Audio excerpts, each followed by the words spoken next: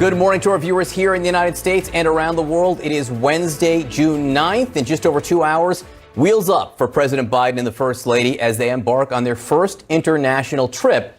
That's assuming the cicadas permit it. Let's hope. Right? Let's hope. This is serious. A cicada attack grounded the plane that was supposed to carry the White House press corps to Europe. Presumably, Air Force One has better defenses. Assuming it does, over the next 8 days, the president will visit the United Kingdom, Brussels, and Geneva for the G7 and NATO summits. The president's mission to reassure U.S. allies and restore America's status on the global stage. Meetings are scheduled with the British Prime Minister, Boris Johnson, Queen Elizabeth, and perhaps most notably, Russian President Vladimir Putin. And as President Biden travels abroad, his domestic agenda is spinning its wheels. After spending weeks now trying to find a compromise with Republicans on infrastructure, Mr. Biden pulled the plug on negotiations yesterday, and a number of his other key priorities are also running into roadblocks. All right, joining me now, CNN congressional correspondent Lauren Fox. Lauren, we talk about that domestic agenda grounding to a halt. Where exactly do things stand? Well, I mean, yesterday, of course, you had this big announcement on infrastructure where Joe Biden said he was done negotiating with the lead Republican negotiator, Shelley Moore Capito. That, of course, puts the brakes on those talks. However, Biden did say he was going to continue conversations with this bipartisan group that's been working for the last several weeks, trying to find some kind of consensus in the middle. Now, that doesn't mean that you actually get a bipartisan infrastructure bill, but what it does mean is that Democrats are going to be working on sort of a dual track, hoping that they will be able to move forward the president's agenda as they try to still figure out if there's a path forward on bipartisanship. Now, there's also, of course, some issues with what's happening with policing. You're dealing here with a proposal that lawmakers have been trying to figure out for the last several weeks.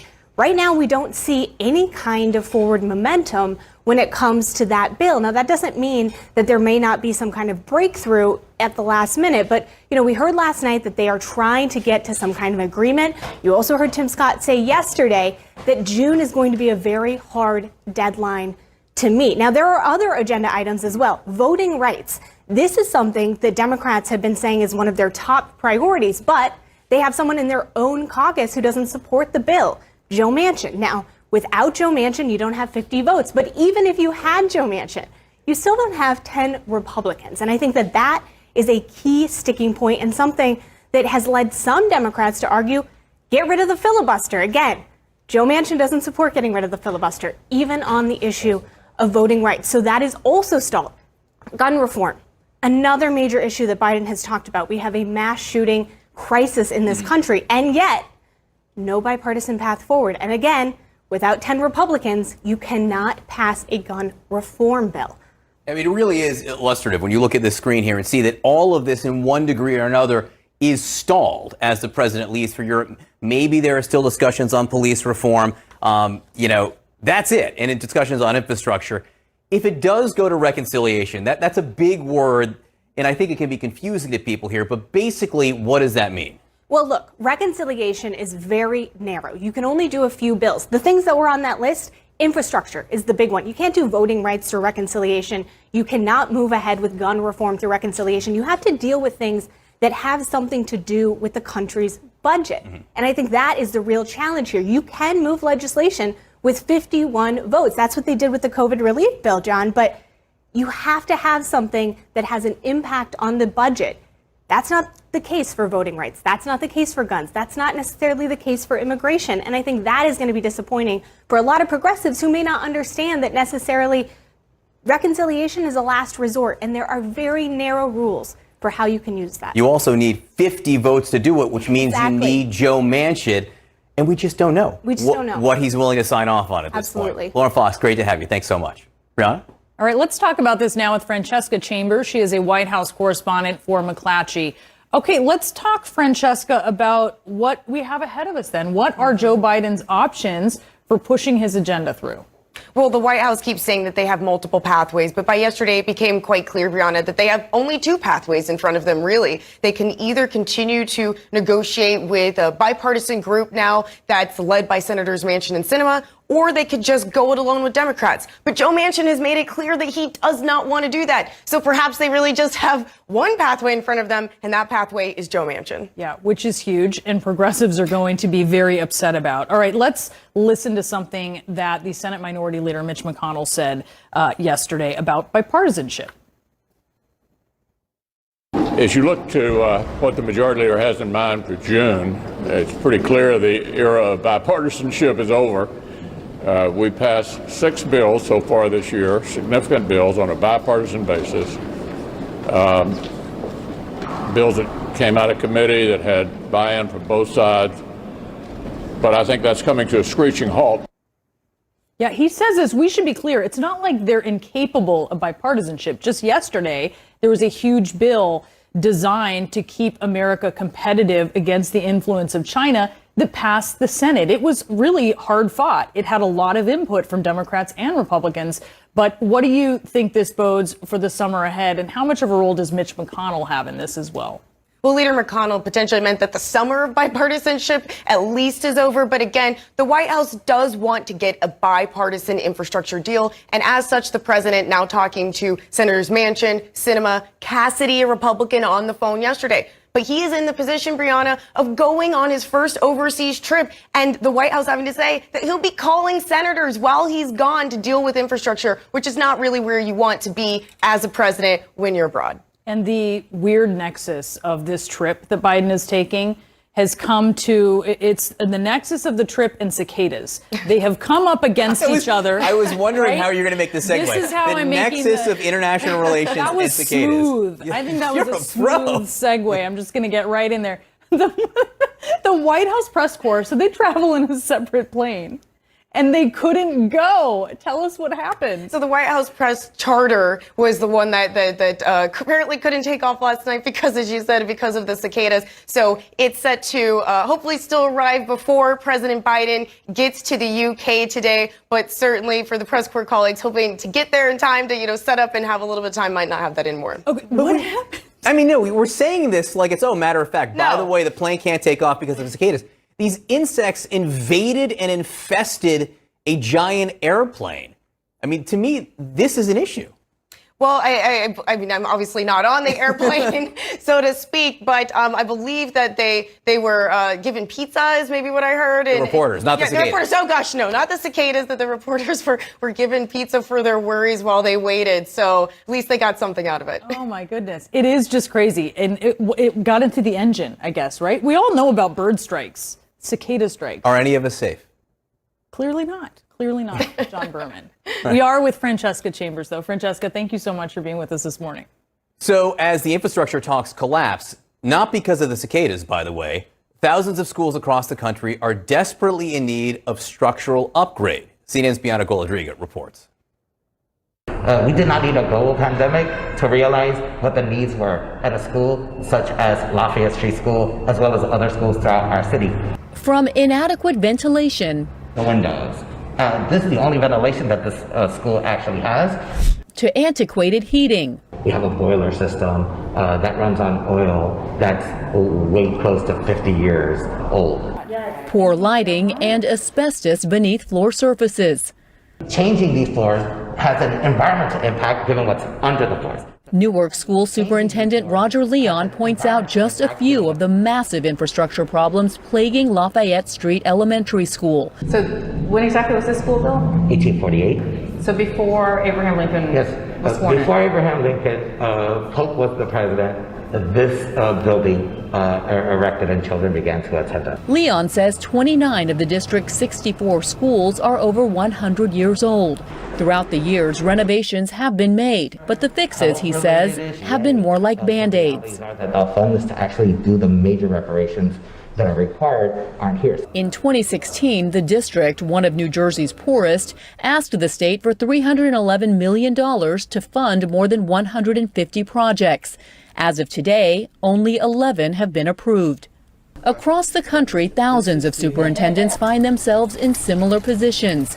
Structural crises that President Biden hopes to tackle as part of his nearly $2 trillion infrastructure plan. Today, up to 10 million homes in America and more than 400,000 schools and child care centers have pipes with lead in them. The administration has allocated $100 billion for new school construction and upgrades to existing buildings. The American Society of Civil Engineers has given the nation's approximately 84,000 public schools a failing grade of D+. According to their analysis, 53% of school districts need to upgrade or replace multiple systems in their buildings. The infrastructure bill has earmarked more than $100 million towards the expansion of high-speed internet. About a quarter of U.S. students do not have adequate broadband at home, with 35% of rural homes lacking proper access. $45 billion would be used for clean drinking water. While Leon wouldn't share the exact figure his district would be allocated, he's already planning how to spend it. So we have a 3-inch binder on every single one of the schools, and so we have a good sense of what the needs were. How long will it take for that to be implemented? I envision once these dollars through our application have in fact been assured, immediate evidence of impact. The Newark native sees the investment as a big step towards a more level playing field. The country needs to understand that children in urban school districts are important towards changing the realities of their lives.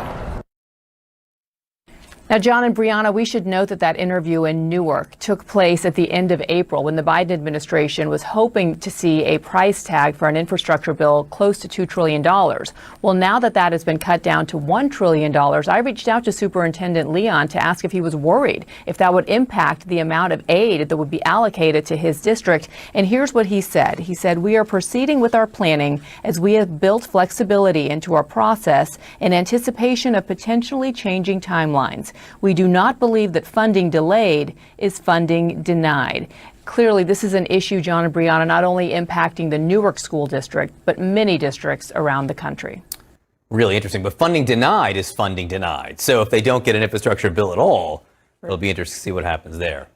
So new this morning, White House sources telling CNN they are perplexed by interview answers from Vice President Kamala Harris during her somewhat dicey first foreign trip. Plus, this just in, the CDC is investigating it's a higher than expected number of inflammatory heart cases, and it's actually affecting younger vaccine recipients. So we're going to look into that. And delusions of the big lie get even bigger. You're afraid of transparency. I'm not afraid of nothing.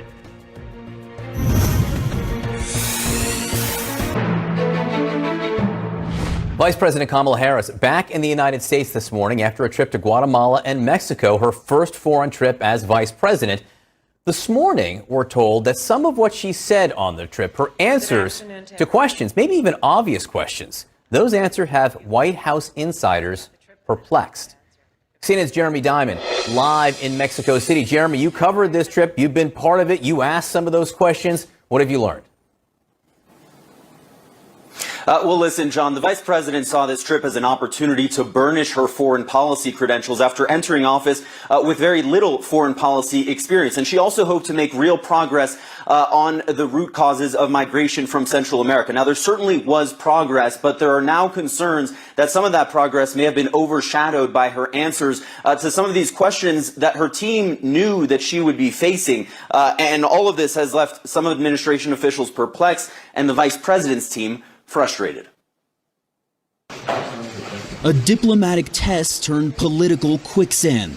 On her first foreign trip, Vice President Harris drawing fire from the right and the left as she undertook her mission to address the root causes of migration from Central America. Do you have any plans to visit the border? At some point, we are going to the border. We've been to the border. So this whole thing about the border, we've been to the border. We've been to the border. You haven't been to the border. And I haven't been to Europe. And I don't understand the point that you're making. I'm not discounting the importance of the border. The number 2 House Republican tweeting, "This is a crisis we're talking about, not a vacation." We don't have an Australian border crisis. We don't have a border crisis in Europe. We have a border crisis on the southern border. For weeks, Harris and her team have fought the perception that she is the administration's border czar, insisting she is narrowly focused on the root causes of migration. But after the issue became a distraction, a change of tune. Can you commit right now that you will indeed visit the U.S.-Mexico border, and will you do it soon? Jeremy, let me tell you something. Yes, I will, and I have before. Harris spent most of her trip tackling that issue, announcing a new task force to root out corruption in Guatemala, nearly $90 million to boost economic opportunity, and an agreement with Mexico to boost agriculture and youth programs in Central America. But it was a stern warning to would-be migrants in Guatemala that caught her flack on the left. I want to be clear to folks in this region who are thinking about making that dangerous trek to the United States-Mexico border. Do not come. Do not come. Congresswoman Alexandria Ocasio-Cortez calling that message disappointing to see. Why did you feel it was important to relay that message while in Guatemala? It can be a very treacherous and dangerous trek. And I don't take that lightly. I don't take that lightly. Other side of that coin, a message of hope to a region in short supply. I know our capacity to give people hope in that region, and particularly those three countries in Central America. And I have no question in my mind that the work that we have done is going to have a very positive impact. It may not be evidenced overnight, but it will have a positive impact. And John, some administration officials are quietly perplexed about the vice president's answers to some of those questions, in particular that initial question that she got from Lester Holt about the border, where she equated it with Europe. There was a hope inside the White House that this trip would be a success, and by the end of it, there was concern that it was perhaps overshadowed by her answers to some of those questions. As for the vice president's team, they are simply frustrated that these questions have continued to dog her amid Republican attacks and attempts to conflate her position dealing with the root causes of migration as being some kind of border czar. But it was clear to the vice president and her team by the end of this trip that this was becoming a distraction, and that's why we saw that change of tune when I asked her would she indeed commit to going to the border. No date, however, has been set yet for that trip. John. All right, Jeremy Diamond for us in Mexico City. Jeremy, thank you so much for your reporting. Look, you know, this White House has presented a unified front up until now, and this is a long time to go for an administration to have no, backstabbing or internal. If this isn't backstabbing, but this is the first sign of a crack a little bit. Yeah, some discontent. I mean, the thing is, Kamala Harris has taken such incoming from the right, but on this trip, she's taking it from the right now and the left. It'll be interesting to see once, at the end of this, whether it's considered as a success or not. It seems like it's trending towards the latter right now. It could be a success on the policy front. That's right. And the political grade may be somewhat different. Exactly. All right, a Capitol riot.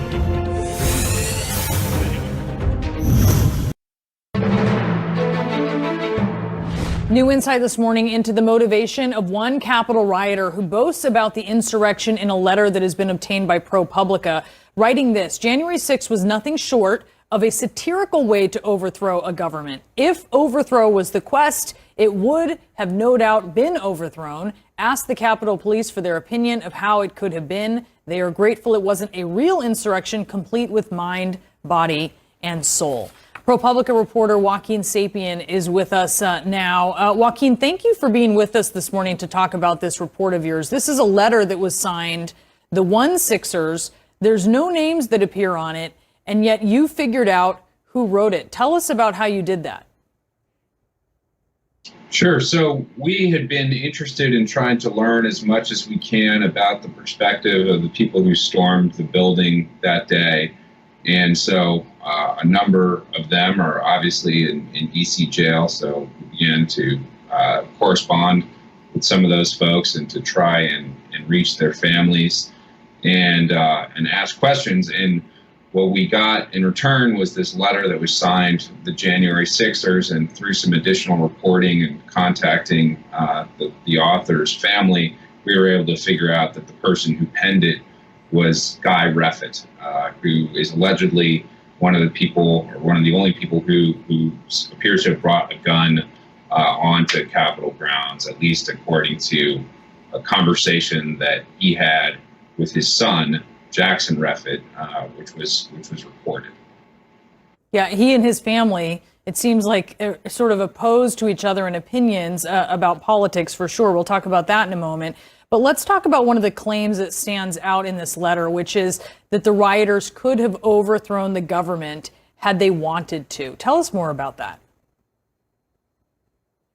That's right. So what they appear to be saying in this letter is that they had the numbers and the cops didn't, and the police were unprepared. And had they truly wanted to overthrow the government, they would have succeeded that day.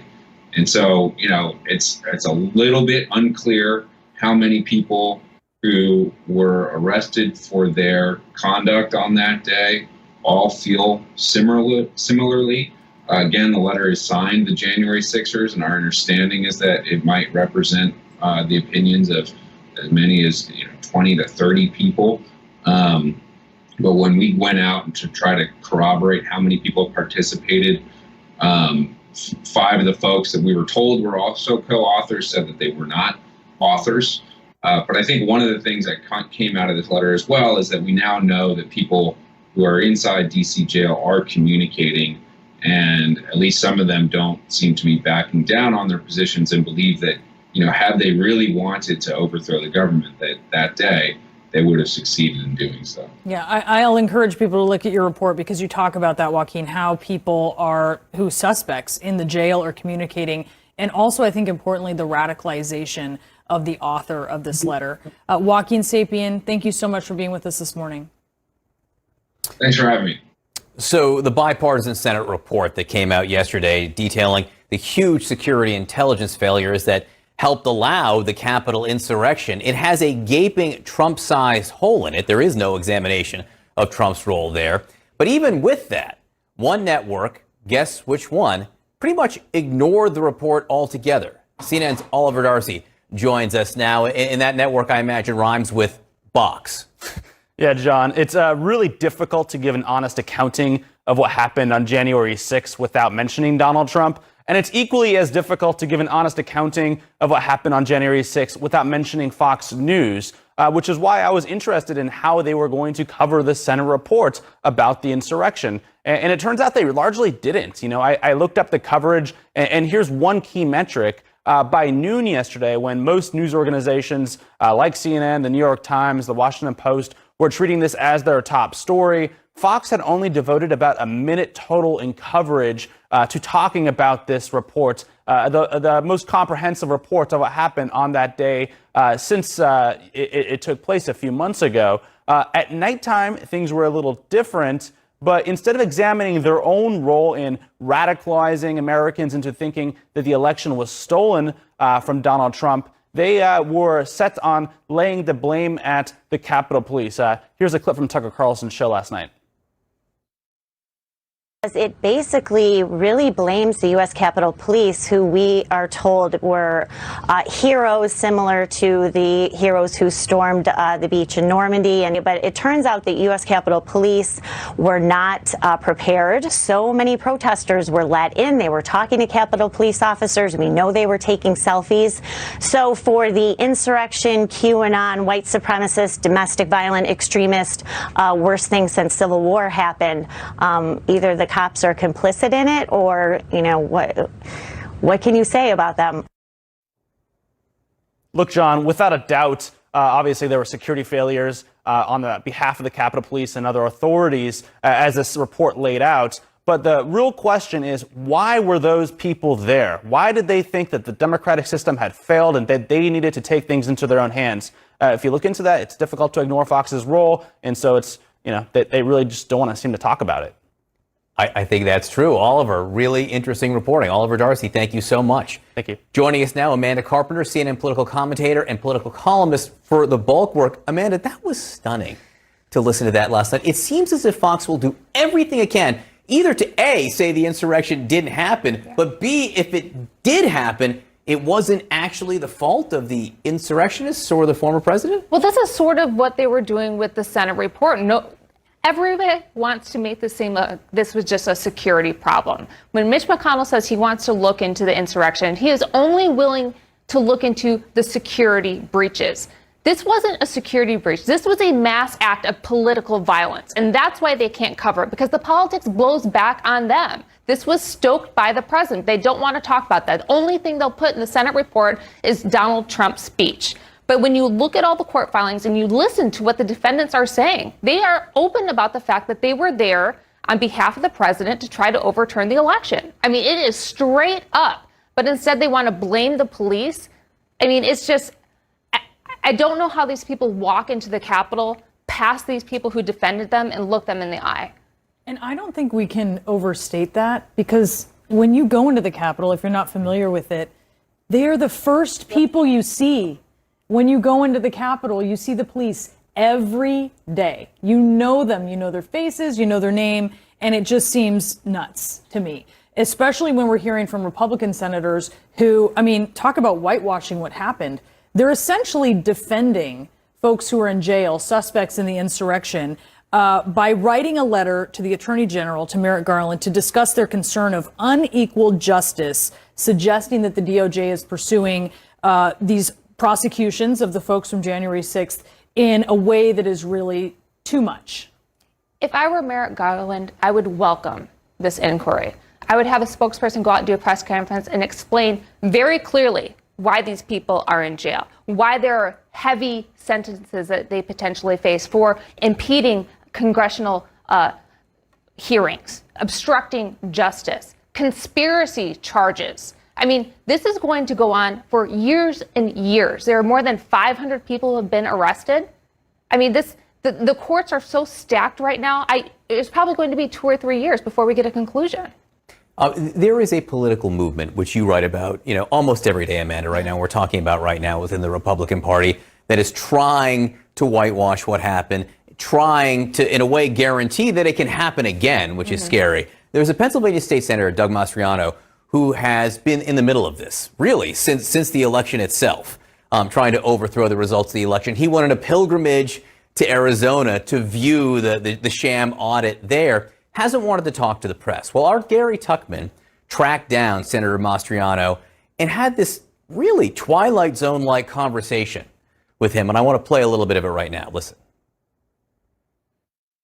That's one thing you didn't mention. You know that dozens of judges in courts around the country have ruled against Trump's voting claims. And a lot of them are Trump-appointed judges. And even the U.S. Supreme Court. Okay. Is there a higher authority than the courts? Well, it is do you the think people. Do you think the people are above the courts? This is the country of law. Supreme Court. You know that Donald Trump expected the Supreme Court. Where do we derive the power? The government. From the people. So you're saying the people are above the courts. Now you guys at this rally are above the courts. So I need to be careful with twisting. That's a bit partisan there. You just made an assertion. You tell me what you said. So what I'm saying here is that I work in the legislative branch. You got me a little flustered. Cyber Ninjas, a Florida group that's never done elections before. Are you saying, would you like Democrats to come here with the Cyber Ninjas and overturn your vote? You're afraid of transparency. I'm not afraid of nothing. You're terrified. He's afraid. Are you afraid of Democrats coming here? He's afraid of a proper forensic, and I wonder what are we afraid of here? The truth. The truth. I am do that here. Why didn't the Democrats ask for it? It was really heartbreaking. There have been 2 weeks. What really heartbreaking is I mentioned in my speech, I've seen better elections in Afghanistan, and You really think that? Yes. Okay. You and I have both been in Afghanistan. Why do I say that? So in Afghanistan, in Afghanistan, they have to go in with an ID card. In Pennsylvania, no IDs are. In Afghanistan, people get killed around elections. What the hell is he talking about? I mean, he represents a lot of thinking out there right now. There's a lot of distrust in the elections. That is why when we talk about January 6th, it is not a past tense event. Like, this threat, this movement is active. It is ongoing. I keep thinking about what's going on in Arizona with this, fraud, as they call it.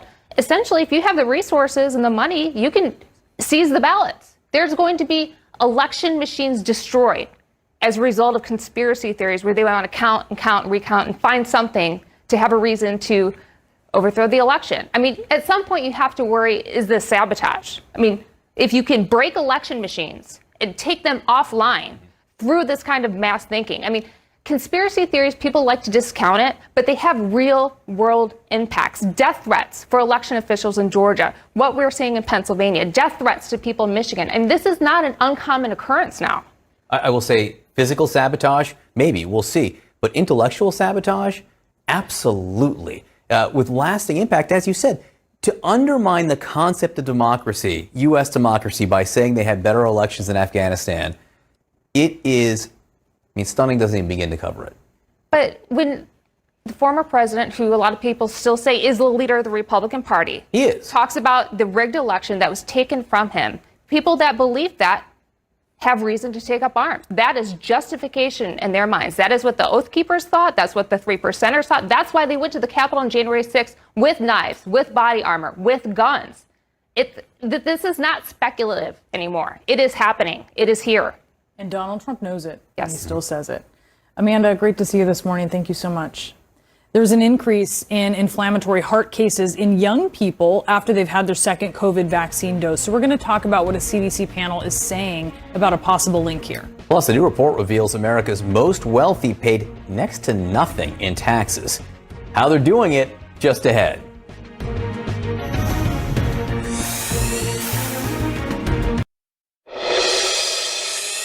New this morning, a panel of CDC advisors is monitoring it's a higher than expected number of cases of myocarditis. What is that? That is heart inflammation.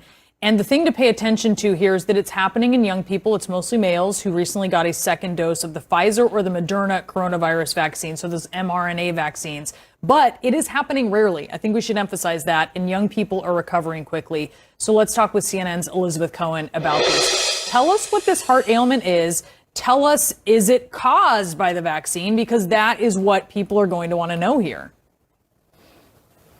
That's right, Brianna. That is what parents are going to want to know. And right now, we don't know if it's caused by the vaccine or not. What we do know is that it's looking more and more like there is some kind of a link between the vaccine and these reports of myocarditis or inflammation of the heart. I want to reiterate what you just said, Brianna, which is that reports of these cases of myocarditis, it's among young people, mostly young males, they are rare. There are relatively very few of these cases. We don't have a number, but that's the language that the CDC uses, and that these young men, while they were ill, they recovered quickly with just really very basic medications. So let's take a look at what this advisory committee to the CDC is saying. These are vaccine advisors. On May 20th, they were saying that the rates of myocarditis reports have not differed from what you would expect. In other words, young men get myocarditis. It doesn't seem any different if they've been vaccinated or not. But then on June 1st, this subtle but important change,